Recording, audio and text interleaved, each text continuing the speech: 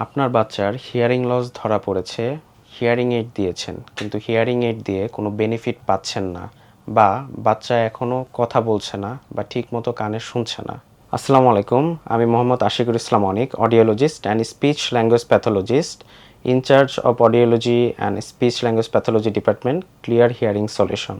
Hearing aid পরিয়েও benefit না পেলে তাহলে আপনার বাচ্চার পরের স্টেপটা হবে cochlear implant surgery. Cochlear implant হলো একটি ছোট ইলেকট্রনিক ডিভাইস যেটা আপনার বাচ্চার কানের সার্জারির মাধ্যমে বসানো হয় এবং সরাসরি অডিটরি নার্ভে স্টিমুলেশন পাঠানো হয়।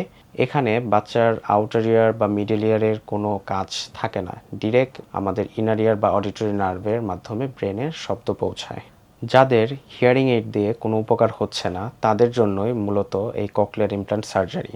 বাংলাদেশে প্রায় ৭৬ লাখ মানুষ এই শ্রবণ প্রতিবন্ধকতায় ভুগছে। তাদের কথা মাথায় রেখে সরকার ২০১০ সালে প্রথম ককলিয়ার ইমপ্ল্যান্ট প্রোগ্রাম লঞ্চ করে এবং সমাজ কল্যাণ মন্ত্রণালয় থেকে ৫ বছরের নিচে যে বাচ্চাগুলো আছে তাদের জন্য free cochlear implant service provide করা হচ্ছে।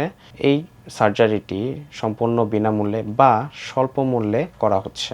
গবেষণা বলছে যত কম বয়সে এই ককলিয়ার ইমপ্ল্যান্ট সার্জারি করা হয় তত ভালো ফলাফল পাওয়া যায়। ককলিয়ার ইমপ্ল্যান্ট সার্জারির জন্য ক্যান্ডিডেসি সিলেকশন করা খুবই গুরুত্বপূর্ণ। ক্যান্ডিডেসি সিলেকশনের জন্য প্রফেশনাল অডিওলজিস্টের শরণাপন্ন হন, আপনার বাচ্চার শ্রবণ ক্ষমতা পরীক্ষা করান। সঠিক ক্যান্ডিডেসি মূল্যায়নের পর ককলিয়ার ইমপ্ল্যান্ট সার্জারিতে পাঠানো হয় বাচ্চাকে, এবং ককলিয়ার ইমপ্ল্যান্ট সার্জারির পর বাচ্চার ম্যাপিং, অডিটরি ভার্বাল থেরাপি অত্যন্ত গুরুত্বপূর্ণ। এগুলো বাচ্চার ভাষা বিকাশে সহায়তা করে। ধন্যবাদ।